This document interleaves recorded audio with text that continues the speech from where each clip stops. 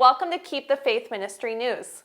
My name is Sabrina Peterson, and I'm filling in for Pastor Mayer while he's on medical leave. We haven't seen anything like this since the Great Depression of the 1930s. Leading up to this year, farm incomes had been trending lower for most of the past decade. And meanwhile, farm debt levels have been absolutely exploding. So U.S. farmers were desperate for a really good year. But instead, 2019 has been a total disaster. As I have been carefully documenting, due to endless rain and catastrophic flooding, millions of acres of prime farmland didn't get planted at all this year.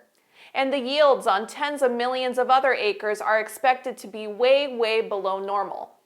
As a result, we are facing the worst farming crisis in modern American history. And this comes at a time when U.S. farms are drowning in more debt than ever before. In fact, the latest numbers that we have show that the average U.S. farm is $1.3 million in debt. Debt-to-asset ratios are seeing the same squeeze, with more farms moving into a ratio exceeding 80%. Barrett notes each year since 2009 has seen an increase in the average amount of total debt among farmers, and 2017 was no exception. Average debt rose 10% to $1.3 million. The biggest increase was in long-term debt, such as land. Farming in the 21st century has become an extraordinarily risky business, and countless U.S. farmers were already on the verge of going under, even before we got to 2019. Now that this year has been such a complete and utter disaster, many farms will not be able to operate once we get to 2020. Minnesota farmers Liz and Bob Krokak were hoping for better days ahead as this year began. But things have been really tough and their debts have become overwhelming. During a recent meeting with their creditors, Liz was so distraught that she literally burst into tears. They had to face their creditors at a mediation.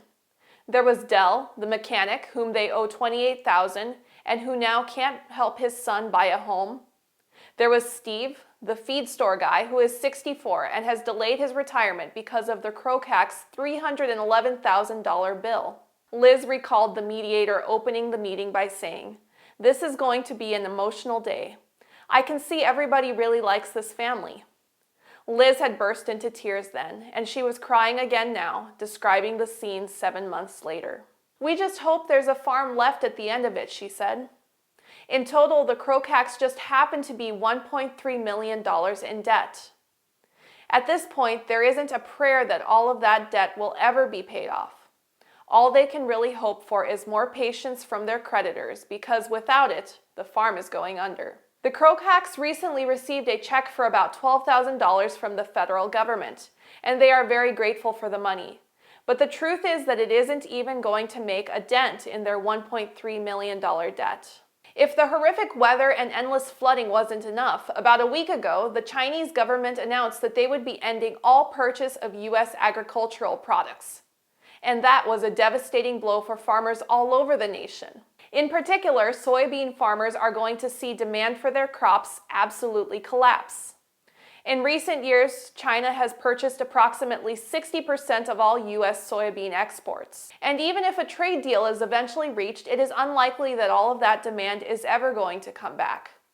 Right now, the Chinese are spending enormous amounts of money to build transportation infrastructure to ship soybeans grown in what used to be rainforest in Brazil.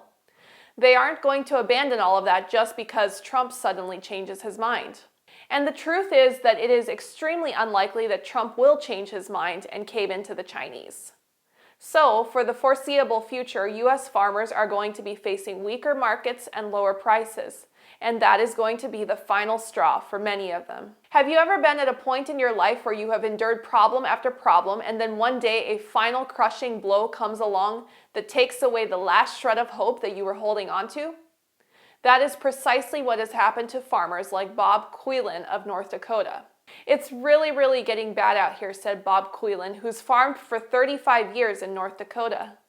"Trump is ruining our markets. No one is buying our product no more, and we have no markets no more. We keep hearing about government bailouts, but they aren't going to be nearly big enough for most farmers."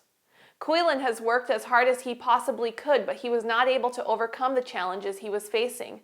and now he is facing financial disaster. He would walk away, but he says he can't because I've invested everything I have in farming. Quillen, who farms roughly 1,500 acres of wheat and sunflowers, lost $70 per acre this year despite growing good crops. Current government subsidies only cover about $15 per acre, he said. There's no incentive to keep farming except that I've invested everything I have in farming, and it's hard to walk away, he said. It would be nice to think that all these farmers will somehow bounce back next year, but that isn't likely. It is very doubtful that there will be any sort of a trade agreement with China before the 2020 presidential election, and global weather patterns are not going to be getting any more stable. Sadly, it is entirely possible that the next year could be even tougher for U.S. farmers than this year was. So please say a prayer for our farmers. They grow the food that we all eat on a daily basis, and their hard work is rarely recognized on a national basis. They are unsung heroes, and right now, most of them are really, really hurting. And there shall be famines. Matthew 24:7. This is Keep the Faith Ministry News. Thank you for watching.